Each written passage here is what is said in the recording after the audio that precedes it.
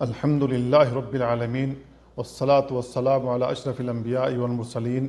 نبینا محمد وعلی آلہ وصحبہ اجمعین اما بعد فاعوذ باللہ من الشیطان الرجیم یا ایہا الذین آمنوا اذا نودی للصلاة من یوم الجمعۃ فاسعوا الی ذکر اللہ وذروا البیع ذالکم خیر لکم ان کنتم تعلمون۔ برادران اسلام اور عزیز بھائیوں، آج کے درس میں نماز کے لیے مسجد جانے کے سلسلے میں بہت ساری احادیث نبی کریم صلی اللہ علیہ وسلم سے مروی ہیں، انہیں جاننے کی کوشش کریں گے تاکہ مسجد جانے کا ہمارے دل میں شوق پیدا ہو اور ہم اللہ تعالیٰ کی عبادت اس انداز سے کر سکیں جس انداز سے رسول اللہ صلی اللہ علیہ وسلم کیا کرتے تھے، اور اس انداز سے عبادت کر سکیں جس طریقے سے صحابہ کرام اللہ کی عبادت کیا کرتے تھے۔ جب انہیں معلوم ہوا کہ مسجد جانے کے کیا فوائد ہیں اور کیا ثواب ہے، تو شوق سے وہ مسجد کی طرف آتے تھے، شوق سے وہ مسجدوں میں بیٹھ کر ایک نماز کے بعد دوسری نماز کا انتظار کرتے تھے، وہ شوق سے نماز فجر کے بعد بیٹھتے تھے یہاں تک کہ سورج طلوع ہو جاتا، پھر اشراق کی نماز پڑھ کر کے اپنے گھروں کو واپس ہوتے تھے، ذکر و اذکار کے ذریعے مسجدوں کو منور کیے رہتے تھے اور اپنے نامہ اعمال میں ڈھیر سارے ثواب اکٹھا کر کے لوٹتے تھے۔ تو نماز کے لیے مسجد جانے کے سلسلے میں اللہ کے نبی صلی اللہ علیہ وسلم سے ایک حدیث ابو ہریرہ رضی اللہ تعالیٰ عنہ سے مروی ہے۔ اللہ کے نبی صلی اللہ علیہ وسلم نے بیان فرمایا، من توضأ فاحسن الوضوء، جو شخص وضو کرے اور اچھے طریقے سے وضو کرے، ثم خرج عامدا الی الصلاۃ، پھر وہ مسجد کی طرف جائے، فإنہ فی صلاۃ ما کان یعمد الی الصلاۃ، تو وہ نماز کی حالت میں ہوتا ہے جب تک وہ نماز کے لیے جا رہا ہوتا ہے۔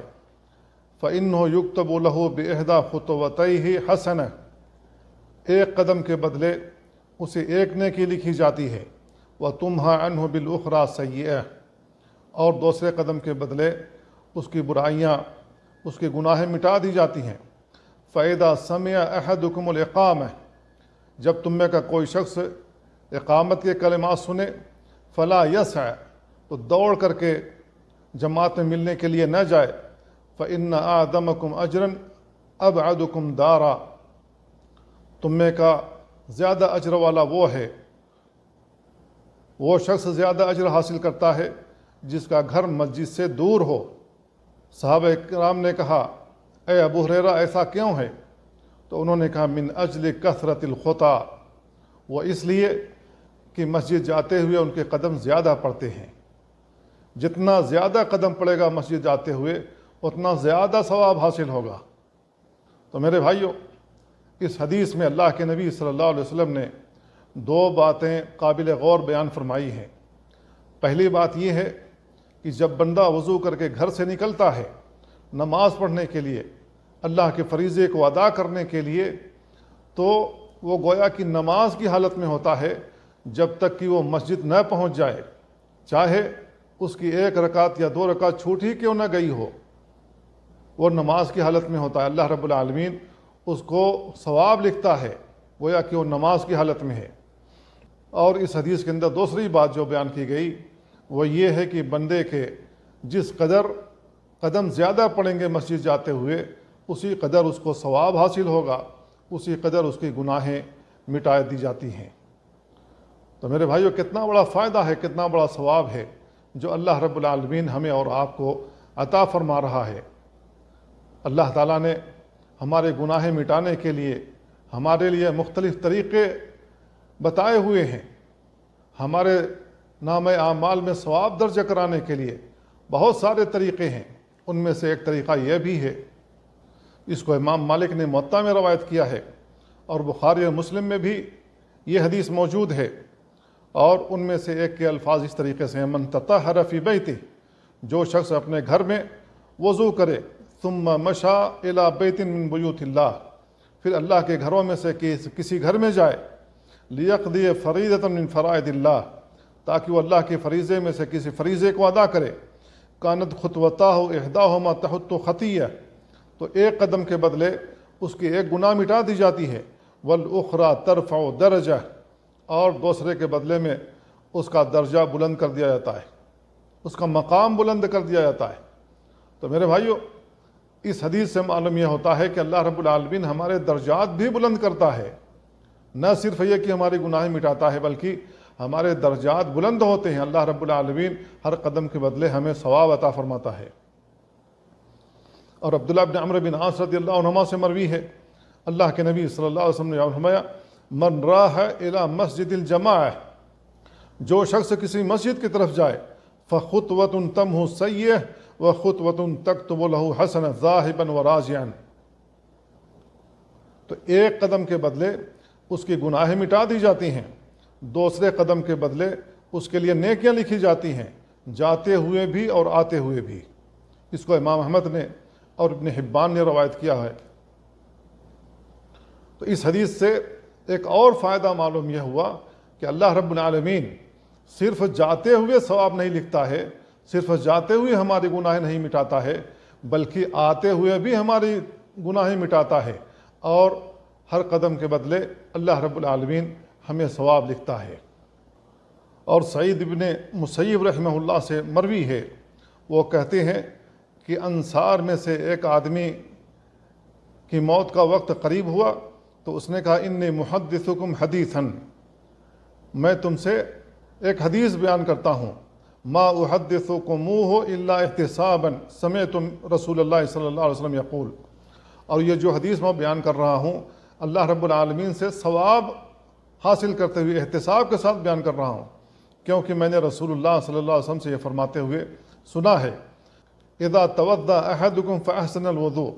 جب تم میں کا کوئی شخص وضو کرے اور عمدہ طریقے سے وضو کرے، ثم خرج الی الصلاۃ، پھر نماز کے لیے نکلے، لم يرفع قدمہ الیمنی الا کتب اللہ عز وجل لہ حسنہ،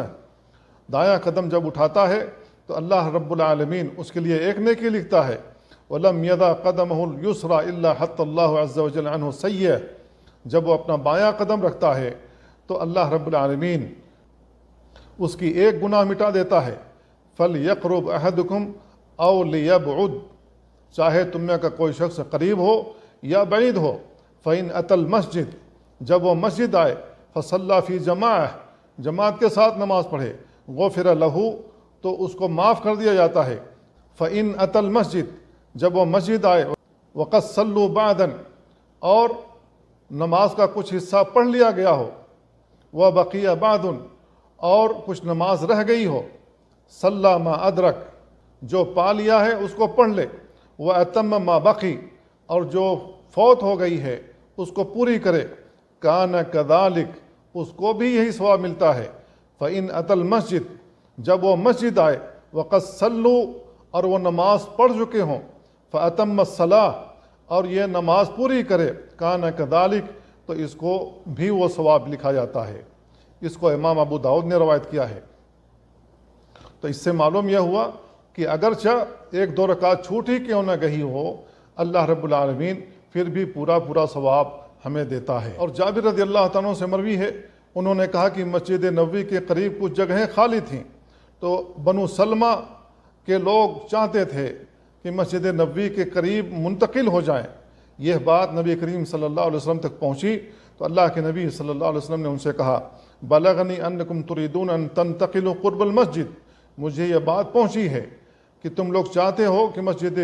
نبوی سے قریب منتقل ہو جاؤ۔ قالوا نعم یا رسول اللہ، تو انہوں نے کہا ہاں اللہ کے نبی، ایسی بات ضرور ہے۔ آپ نے بیان فرمایا، بنی سلمہ دیارکم تکتب آثارکم، بنو سلمہ کے لوگوں، وہاں سے مسجد آتے ہوئے جس قدر تمہارے پاؤں پڑیں گے زمین کے اوپر، تمہارے آثار قدم لکھ لیے جائیں گے۔ دیارکم تکتب آثارکم، تمہارے پاؤں کے جو نشانات ہیں، جو آثار قدم ہیں، وہ لکھ لیے جائیں گے۔ انہوں نے کہا کہ یہ سن کر ہمیں بڑی خوشی پہنچی، اور انہوں نے منتقل ہونے کا ارادہ ترک کر دیا۔ اور صحیح مسلم کے الفاظ ہیں ان بکل خطوۃ درجہ، ہر قدم کے بدلے تمہارے لیے ایک نیکی لکھی جائے گی۔ تو اس سے معلوم یہ ہوا کہ صحابہ کرام چاہتے تھے کہ دشواری کے پیش نظر ہم مسجد نبوی سے قریب منتقل ہو جائیں تاکہ یہاں سے نماز پڑھنے میں ہمارے لیے آسانی ہو۔ دیار بنو سلمہ سے آتے ہوئے گلیاں پڑتی تھیں، کچھ میدان پڑتے تھے، کچھ اوبڑ کھابڑ زمین پڑتی تھی۔ تو ایسی صورت میں اس پریشانی سے بچنے کے لیے وہ چاہتے تھے کہ مسجد نبوی سے قریب منتقل ہو جائیں گے تو سکون کے ساتھ، اطمینان کے ساتھ اور آسانی کے ساتھ نماز پڑھیں گے، اللہ کے نبی صلی اللہ علیہ وسلم کی باتیں سن لیا کریں گے، جو کچھ بھی اللہ کے نبی صلی اللہ علیہ وسلم یہاں بیان فرمائیں گے۔ تو اللہ کے نبی صلی اللہ علیہ وسلم نے بیان فرمایا کہ اپنی جگہوں پر قائم رہو، اپنے دیار میں ٹھہرے رہو، اپنے قبیلے میں رک جاؤ، وہاں سے منتقل نہ ہو، وہاں سے آتے ہوئے تمہارے جتنے بھی قدم مسجد نبوی آتے ہوئے پڑیں گے، ہر قدم کے بدلے تمہیں نیکیاں دی جائیں گی۔ اللہ کے نبی صلی اللہ علیہ وسلم نے انہیں جب یہ بشارت سنائی تو ان لوگوں نے منتقل ہونے کا اپنا ارادہ ترک کر دیا۔ امام ابن ماجہ نے صحیح سند کے ساتھ ابن عباس رضی اللہ عنہما سے یہ روایت نقل کی ہے کہ انصار کے لوگ مسجد نبوی سے بہت دور رہا کرتے تھے، تو انہوں نے چاہا کہ ہم مسجد نبوی سے قریب ہو جائیں، تو اس پر یہ آیت نازل ہوئی وَنَكْتُبُ مَا قَدَّمُوا وَآثَارَهُمْ، جو انہوں نے نیک اعمال ہم تک بھیج رکھے ہیں ہم انہیں لکھ لیں گے اور ان کے نشان قدم بھی لکھ لیں گے۔ تو ان لوگوں نے اپنا ارادہ ترک کر دیا۔ اسی طریقے سے ایک اور حدیث ابو موسیٰ الاشعری رضی اللہ تعالیٰ سے مروی ہے، انہوں نے کہا کہ نبی کریم صلی اللہ علیہ وسلم نے بیان فرمایا ان اعظم الناس اجرا فی الصلاۃ ابعدهم الی ممشا فابعدهم، نماز میں اجر کے اعتبار سے تم میں سے وہ شخص زیادہ اجر والا ہے جو دور سے چل کر آتا ہے،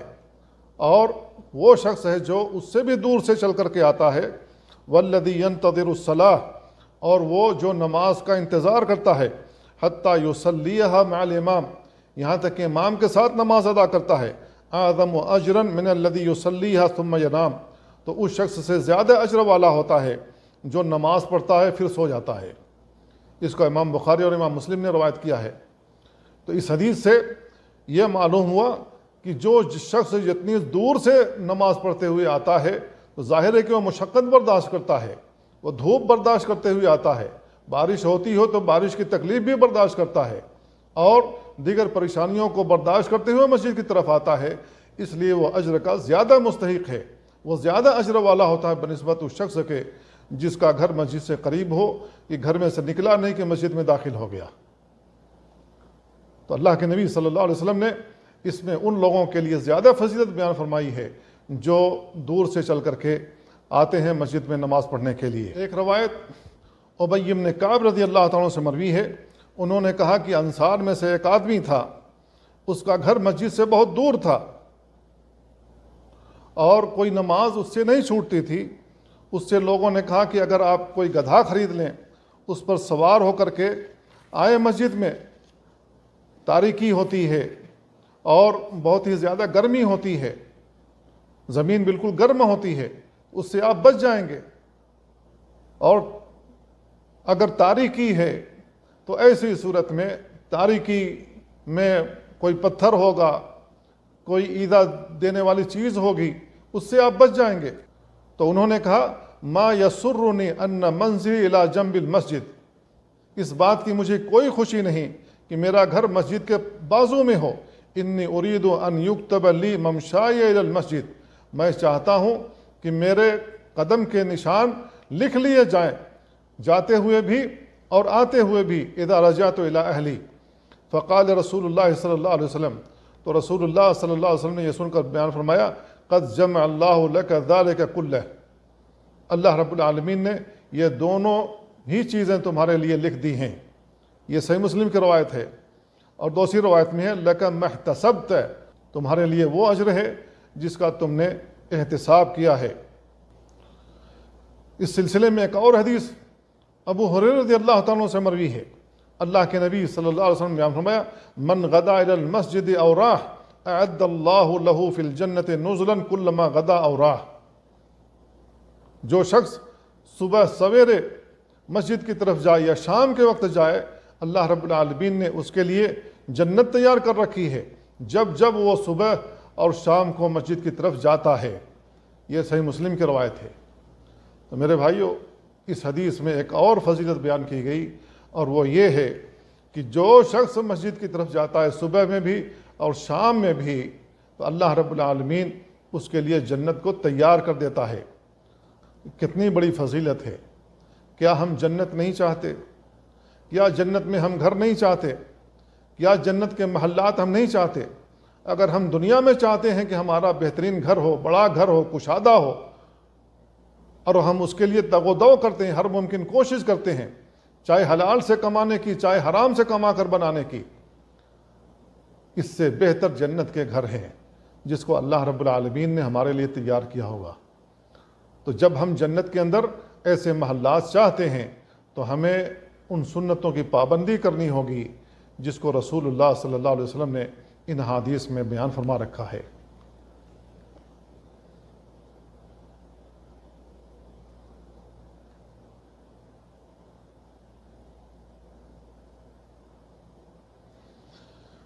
ایک روایت ابو ہریرہ رضی اللہ تعالیٰ عنہ سے مروی ہے، اللہ کے نبی صلی اللہ علیہ وسلم نے فرمایا، الا ادلکم علی ما یمحو اللہ بہ الخطایا ویرفع بہ الدرجات، کیا میں تم کو ایک ایسا عمل نہ بتلا دوں جس کی وجہ سے تمہارے گناہ مٹا دی جائیں اور جس کے ذریعے تمہارے درجات بلند کر دیے جائیں؟ قالوا بلا یا رسول اللہ، تو لوگوں نے کہا کہ اللہ کے رسول کیوں نہیں، ضرور بتلائیے۔ آپ نے بیان فرمایا، اسباغ الوضوء علی المکارہ، ناپسندیدگی کے باوجود اچھے طریقے سے وضو کرنا، وکثرت الخطا الی المساجد، مسجد کی طرف جاتے ہوئے زیادہ قدم پڑنا، وانتظار الصلاۃ بعد الصلاۃ، اور ایک نماز کے بعد دوسری نماز کا انتظار کرنا، فذالکم الرباط، فذالکم الرباط، یہ سرحدوں پر گھوڑے تیار کرنا ہے، یہ سرحدوں پر گھوڑے تیار کرنے کی طرح ہے۔ اس کو امام مسلم نے روایت کیا ہے۔ تو میرے بھائیو، اس حدیث میں رسول اللہ صلی اللہ علیہ وسلم نے کئی باتیں بیان فرمائی ہیں۔ پہلی بات یہ ہے کہ ناپسندیدگی کے باوجود اچھے طریقے سے وضو کرنا، گرم پانی آ رہا ہے، نہ چاہتے ہوئے بھی اچھے طریقے سے وضو کرنا، سردی کے موسم میں انتہائی سرد پانی آتا ہے، ناپسندیدگی کے باوجود اچھے طریقے سے وضو کرنا، اور مسجد جاتے ہوئے زیادہ قدموں کا پڑنا۔ مسجد جاتے ہوئے بہت سارے لوگ دوڑ کر کے جاتے ہیں، تیزی کے ساتھ جاتے ہیں، بڑے بڑے قدم رکھتے ہیں، لمبے لمبے قدم رکھتے ہیں، اور جب مسجد کے اندر پہنچتے ہیں اور انہیں رکعت چھوٹنے کا خوف ہوتا ہے تو دوڑ ہی لگا دیتے ہیں۔ تو میرے بھائیو، یہ غیر مناسب ہے۔ نبی کریم صلی اللہ علیہ وسلم نے نماز کے لیے جاتے ہوئے جو سنت بیان فرمائی ہے وہ یہ ہے کہ سکون اطمینان کے ساتھ جانا چاہیے۔ جو نماز چھوٹ جائے اس کو ہمیں پڑھ لینا چاہیے، اس سے نماز پر کوئی فرق نہیں پڑتا ہے۔ لیکن اگر ہم تیزی کے ساتھ جاتے ہیں، دوڑ کر کے جاتے ہیں، تو ہم ہانپتے ہوئے جاتے ہیں، ہمارا سکون غارت ہو جاتا ہے، سکون خراب ہو جاتا ہے۔ تو ایسی صورت میں بجائے یہ کہ ہم اللہ کی طرف متوجہ ہوں، ہم اپنے نفس کی طرف متوجہ ہو جاتے ہیں اور اپنی سانس ٹھیک کرنے میں لگ جاتے ہیں۔ اس طریقے سے ہمارا اجر فوت ہو جاتا ہے اور ہم سنت رسول کی مخالفت کے مرتکب ہو جاتے ہیں۔ تو میرے بھائیو، سنت کی پابندی کرنا چاہیے۔ اسی طریقے سے اس حدیث میں بیان کیا گیا کہ ایک نماز کے بعد دوسری نماز کا انتظار کرنا ایسے ہے جیسے سرحدوں پر اپنے گھوڑے کو تیار رکھتے ہیں کہ اچانک کوئی حملہ ہوا دشمن کی جانب سے تو فوری طور پر اپنا دفاع کرنے کے لیے تیار رہیں، یا فوری طور پر حکم آ جائے تو جہاد کے لیے تیار رہیں اور دشمنوں پر حملہ کرنے کے لیے تیار رہیں۔ کتنا عظیم ثواب ہے، کتنی عظیم فضیلت ہے جو رسول اللہ صلی اللہ علیہ وسلم نے اس حدیث میں بیان فرمائی ہیں۔ اسی طریقے سے رات کی تاریکی میں مسجد کے طرف جب ہم جاتے ہیں تو اس سلسلے میں بھی رسول اللہ صلی اللہ علیہ وسلم کی کچھ احادیث مروی ہیں۔ اللہ کے نبی صلی اللہ علیہ وسلم نے رات کی تاریکی میں جو لوگ نماز پڑھنے کے لیے جاتے ہیں ان کی کچھ فضیلت بیان فرمائی ہے، ان کے لیے ثواب بیان فرمائے ہیں۔ ہمیں وہ بھی جان لینا چاہیے تاکہ اندھیرے کا بہانہ بنا کر کے ہم گھر کے اندر رک نہ جائیں، بلکہ اندھیرے میں بھی ہم مسجد کا رخ کریں اور جا کر کے جماعت کے ساتھ نماز ادا کریں۔ تو اس سلسلے میں ابو الدرداء رضی اللہ عنہ کی روایت ہے، اللہ کے نبی صلی اللہ علیہ وسلم بیان فرماتے ہیں، من مشى فی ظلمۃ اللیل الی المسجد، جو شخص رات کی تاریکی میں مسجد کی طرف جائے، لقی اللہ عز وجل، اللہ رب العالمین سے جب وہ ملاقات کرے گا، بنور یوم القیامہ، تو قیامت کے دن اس کے لیے اللہ رب العالمین روشنی عطا فرمائے گا۔ اس کو امام طبرانی نے حسن سند کے ساتھ روایت کیا ہے۔ تو میرے بھائیو، رات کی تاریکی میں مسجد کی طرف جاتے ہوئے جو ثواب لکھا جاتا ہے وہ نور تام کی صورت میں، اور یہ جو نور ہمیں عطا کیا جائے گا، یا جو روشنی عطا کی جائے گی، یہی پل صراط پر کام آنے والی ہے، کیونکہ پل صراط کے قریب بالکل اندھیرا ہوگا، اور وہاں پر جو روشنی کام آئے گی وہ یہی ہوگی جو اللہ رب العالمین ہمیں عطا کرے گا۔ جب ہم پل صراط سے گزریں گے تو ہمارے پاؤں کے انگوٹھے روشن ہوں گے، وہاں سے روشنی نکلے گی، وہاں سے نور نکلے گا، جس کے ذریعے سے ہم دیکھ لیں گے کہ پل صراط کہاں پر لگایا گیا ہے، تاکہ ہم آسانی کے ساتھ، تیزی کے ساتھ اس سے تجاوز کر جائیں۔ اور ابن حبان کے الفاظ اس طریقے سے ہیں، من مشى فی ظلمۃ اللیل، جو شخص رات کی تاریکی میں چلے، الی المساجد، مسجدوں کی طرف، آتاہ اللہ نورا یوم القیامہ، قیامت کے دن اللہ رب العالمین اسے نور عطا فرمائے گا، اسے روشنی عطا فرمائے گا۔ اس سلسلے میں ایک اور روایت بریدہ رضی اللہ عنہ سے مروی ہے کہ اللہ کے نبی صلی اللہ علیہ وسلم بیان فرمایا، بشر المشائین فی الظلم الی المساجد بالنور التام یوم القیامہ، رات کی تاریکی میں مسجد کی طرف جانے والوں کو بشارت دے دیجئے مکمل نور کی قیامت والے دن، یعنی قیامت کے دن ان لوگوں کو مکمل نور عطا کیا جائے گا، مکمل روشنی عطا کی جائے گی۔ اللہ کے نبی صلی اللہ علیہ وسلم بیان فرماتے ہیں کہ ایسے لوگوں کو بشارت سنا دی جائے۔ تو میرے بھائیوں، جو لوگ ایسی بشارتیں سن لیتے ہیں ان کو خوشی لاحق ہوتی ہے، اور وہ بلا خوف و خطر مسجد کی طرف جاتے ہیں اور اللہ رب العالمین کی عبادت کرتے ہیں۔ اسی کے مثل سہل بن سعد رضی اللہ عنہ سے بھی مروی ہے،